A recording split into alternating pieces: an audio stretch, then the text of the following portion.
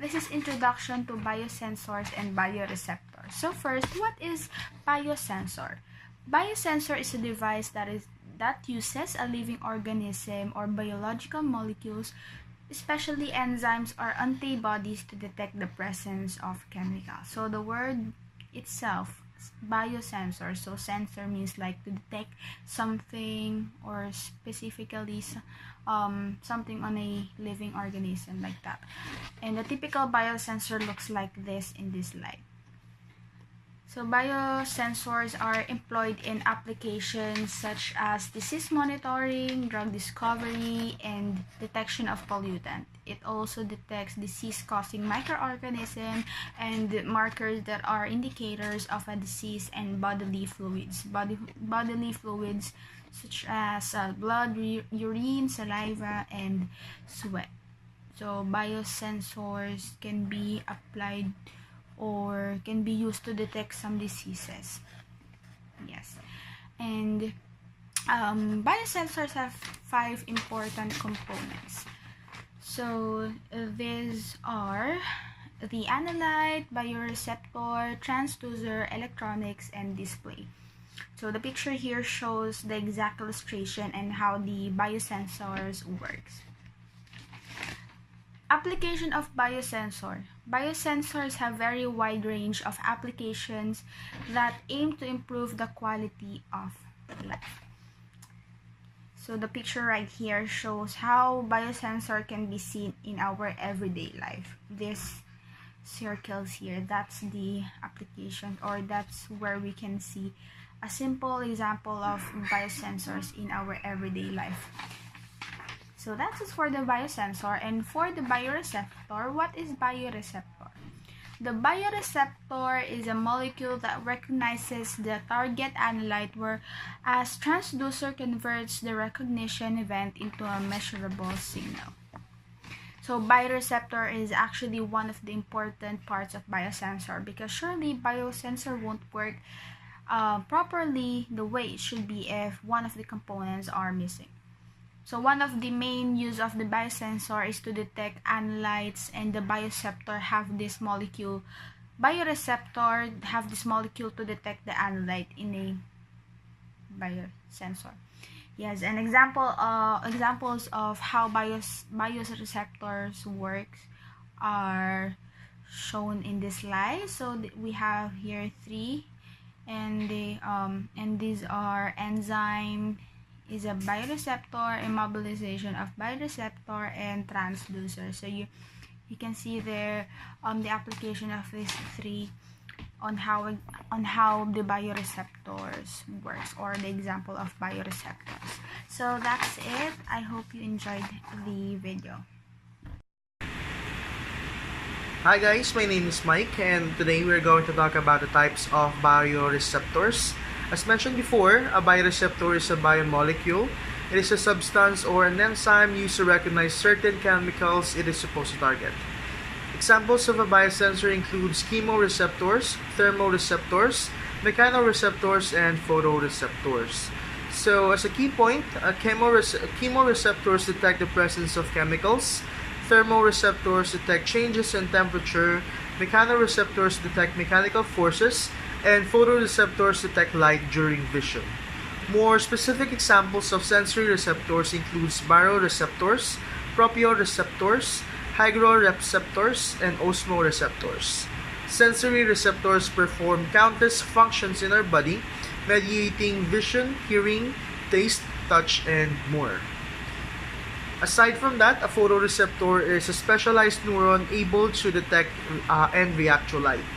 Mechanoreceptor, on the other hand, is any receptor that provides an organism with information about mechanical changes in its environment, such as movement, tension, and pressure.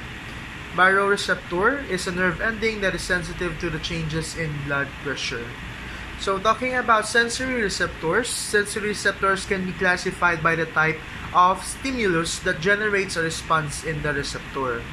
So we have 4 primary stimuli in our body. This is the chemical for chemoreceptors, temperature for thermoreceptors, pressure for mechanoreceptors, and light for photoreceptors. So as shown in the diagram, we have 4 types of stimuli. This includes nerve endings, encapsulated nerve endings, sensory cell, and cell itself. So this is what we call the peripheral processes, or what peripheral processes.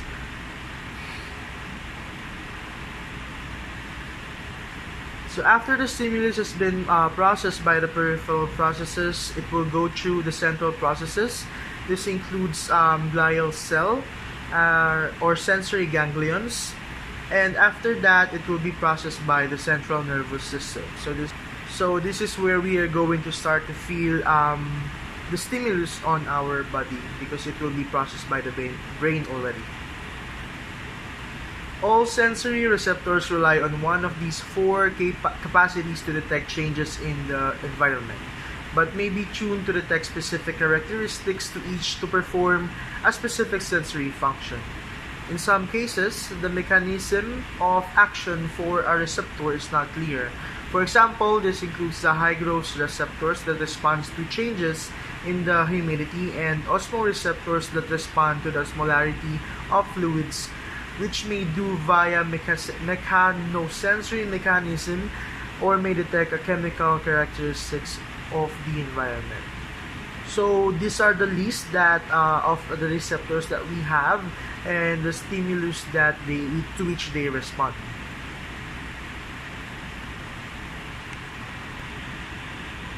We can also classify sensory receptors by location. The first one is the cutaneous receptors. These are receptors found in the dermis or epidermis, or our skin, or the muscle spindles, which contains mechanoreceptors that detect stretch in muscles. Another is sensory receptors by morphology. So somatic sensory receptors near the surface of the skin can usually be divided into 2 groups based on morphology. So the first one will be the nerve-free endings, which characterize the nociceptors and thermoreceptors, and the second one is the encapsulated receptors, which consists of remaining types of cutaneous receptors. Encapsulation exists for specialized functioning. And aside from that, we also have sensory receptor for rate of adaptation. Tonic receptor, the first one is a sensory receptor that adapts slowly to a stimulus, while phasic receptor is a sensory receptor that adapts rapidly to a stimulus. That would be it, guys. Thank you very much for watching. Have a great day.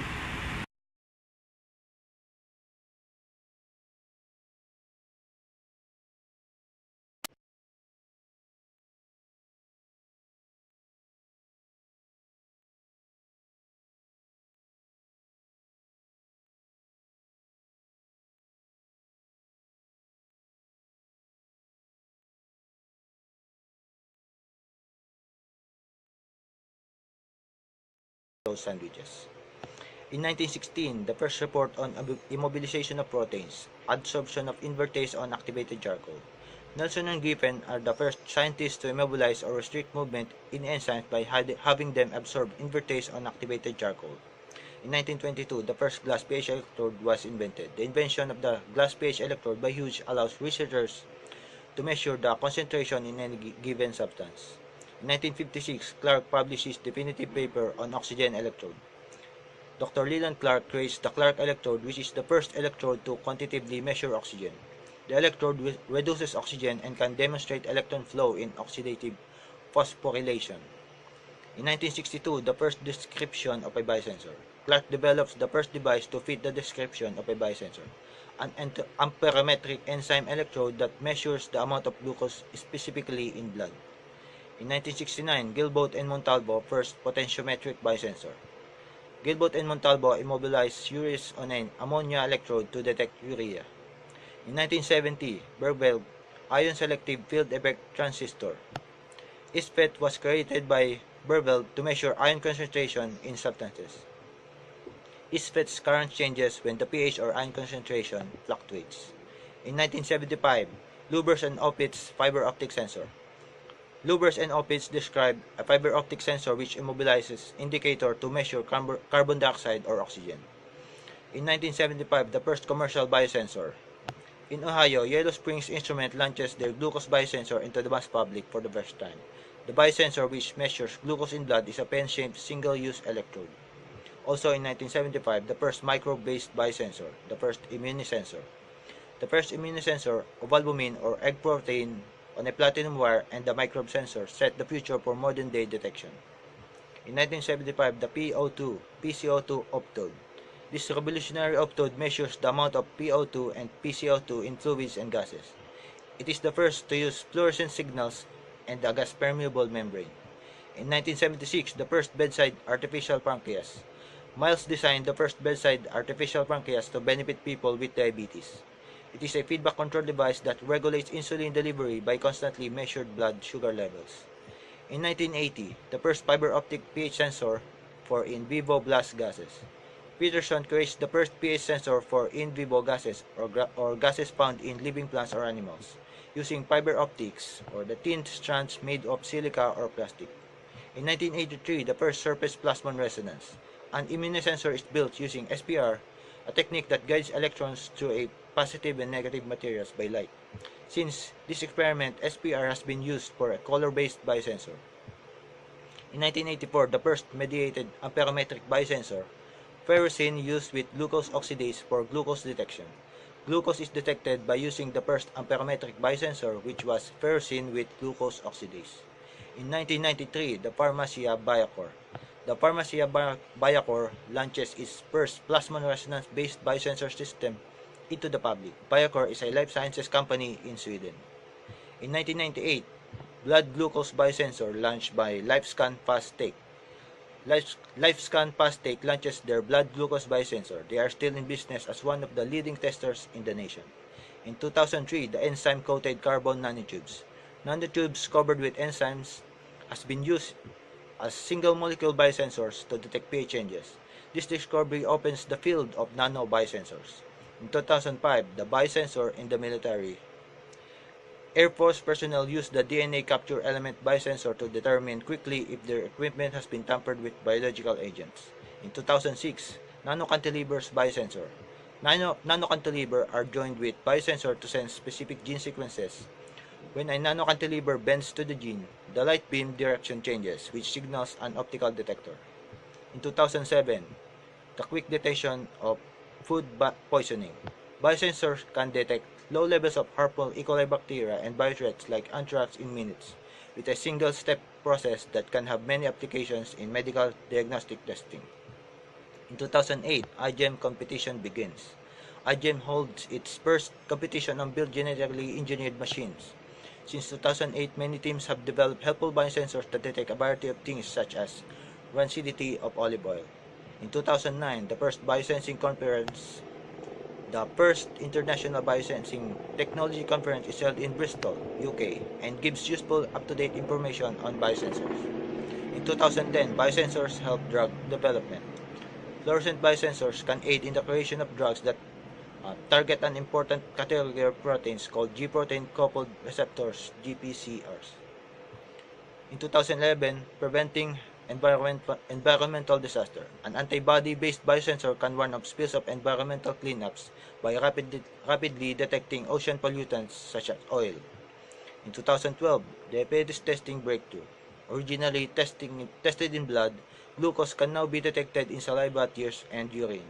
This new biosensor can reduce the pain and not to be intrusive to diabetics. In 2014, remarkable cancer detection. A graphene biosensor can detect cancer biomarkers in a matter of minutes and has a huge potential to be a diagnostic tool for cancer patients. In 2015, researching plant biosecurity. Researchers can see what a plant does under attack through a biosensor by measuring jasmonic acid, a hormone for the alarm system and defense. And that is for my report on the history of biosensors. Thank you.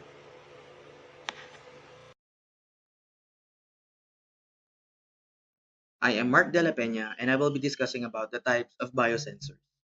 First type, or first example rather, is the blood glucose biosensor. It is widely used throughout the world by diabetic patients. Blood glucose biosensors looks like a watch pen and is a single-use disposable electrode with glucose oxidase and a derivative of ferrocene. The electrodes are covered with hydrophilic mesh gauze for even spreading of blood drop.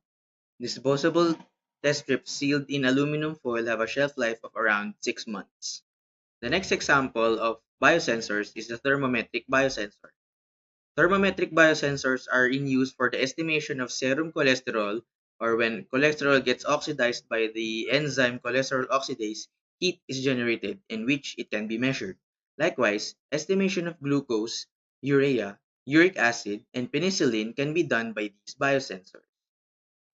Next up is piezoelectric sensors. These are mass-sensitive sensors that use piezoelectric crystals for detection. Piezoelectric materials are those that produce an electric signal in response to mechanical forces, as we can see in this illustration. The piezoelectric immunosensors have been successfully demonstrated for the ultra-sensitive detection of HIV in samples. Lastly, electrochemical sensors. Electrochemical sensors are devices that give information about the composition of a system in real time by coupling a chemically selective layer or the recognition element to an electrochemical transducer. The chemical energy of the selective interaction between the chemical species and a sensor is transduced to an analytically useful signal. Due to the simplicity of the procedures and instrumentation required, they are considered the largest and the oldest group of chemical sensors. I'm Patrick Peralta and I'm here to report how biosensors work. The preferred biological material like enzyme is preferred for conventional methods like physical or membrane entrapment and non-covalent or covalent binding. The preferred biological material is in contact with the transducer. To produce a bound analyte, the analyte binds to the biological material which produces the electrical response to be measured. In some cases, the analyte changes to a product and have some probability to associate with the release of heat gases like oxygen, electrons, or hydrogen ions. Types of biosensors. Electrochemical biosensor is a simple device. It measures the measurement of electronic current, ionic, or biconductance changes carried by bioelectrodes. Amperometric biosensors. The biosensors are based on the electron movements. In other words, electronic current determination as a reaction of enzyme-catalyzed redox reaction. Generally, a normal contact voltage passes through the electrodes to analyze. In the enzymatic reaction which produces the substrate or product can transfer the electrons with the surface of electrodes to be reduced. Blood glucose biosensor. The blood glucose biosensor are used widely throughout the world for diabetic patients. It has single-use disposable electrodes with glucose oxide and derivatives of mediator, ferrosense. And the shape of the blood glucose biosensors looks like a watch pen. With the help of hydrophilic mesh electrodes are converted. The blood glucose biosensor is a good example of amperometric biosensor. Potentiometric biosensor. This type of biosensor changes the concentration of ionic is determined by the ion selective electrodes in this pH. Electrodes are used most commonly. Hence, a large amount of enzymatic reaction is involved in the release of hydrogen ions. Ammonia selective and carbon dioxide selective electrodes are some important electrodes. Conduct metric biosensor. In the biological system, there are several reactions that changes the ionic species. The electronic conductivity can be measured with the help of an ionic species. The example of the conduct metric biosensor is the urea biosensor, which utilizing the immobilized areas. The following reaction shows the urea catalysis. The given reaction is associated with the drastic alteration in ionic concentration and they used for the monitoring urea concentration. Generally, during the dialysis and renal surgery, the urea biosensor is useful. Thermometric biosensor. There are many more biological reactions are connected with the production of heat and it forms the basis of thermometric biosensors. The diagram shows the representation of thermal biosensor. The diagram consists of a heat-insulated box fixed with the heat exchange. Optical biosensors. The optical biosensor is a device. It utilizes the principle of optical measurements like fluorescence, absorbance, and etc. They use in fiber optics and optoelectronic transducers.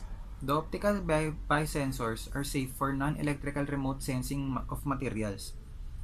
In the transducer elements, primarily optical biosensors, involved in the enzymes and antibodies. Usually, the biosensors is not required any reference sensors and the comparative signals are generated by using the sampling sensors. The important biosensors is described briefly. Fiber optic lactate biosensor. The oxygen depends on the amount of fluorescence generated by the dyed film. This is because of oxygen has a reducing effect on the fluorescence. In the reaction mixture of concentration of lactate is increased. Oxygen is utilized and as a result, there is a proportional decrease in the quenching effect. Hence, there is an increase in fluorescence output can be measured. Optical biosensors for blood glucose. For the diabetes patients, the blood glucose is more important to monitor. In this simple technique is used, in other words, paper strips saturated with the reagents. It contains glucose oxide, horseradish peroxidase, and chromogen. The following reactions take place. Using the portable reflectance meter, it can measure the intensity of the color of the dye. In the worldwide, with the glucose strip industry is very high. The calorimetric test strips of cellulose covered with the suitable enzymes and reagents are in use for the view of more blood and the urine parameters. The other optical fiber biosensors are used in the devices for optical biosensing. It measures the PCO2 and in critical care in surgical monitoring. Piezoelectric biosensors. The principle of piezoelectric biosensor is used in sound vibration. Hence, it is called acoustic biosensors. The basic of the biosensor are formed by the piezoelectric crystals and the characteristics frequencies are trembling with the crystals of positive and negative charge.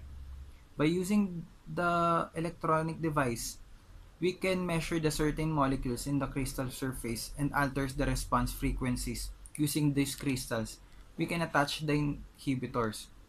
The biosensors for cocaine in the gas phase has been developed by attaching the antibodies cocaine to the surface of the crystal. Immunobiosensors.